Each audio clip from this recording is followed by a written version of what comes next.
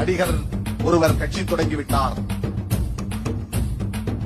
இந்த இளைஞர்கள் எல்லாம் அந்த பக்கம் ஆட்டு மந்தைகளை போல் திரும்புவார்கள்.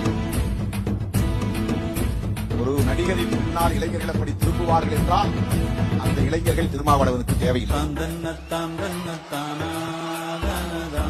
அப்படிப்பட்ட இளைஞர்களை வடிகட்டி வெளியேற்றுவதுதான் கட்சிக்கு சிறப்பு.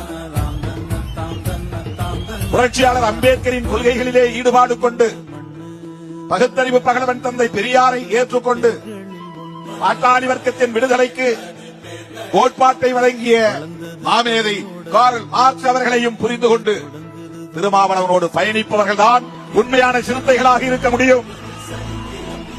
அவர்கள்தான் எனக்கு தேவை. அவர்கள்தான் எப்போதும் என்னோடு பயணிக்கக்கூடியவர்கள்.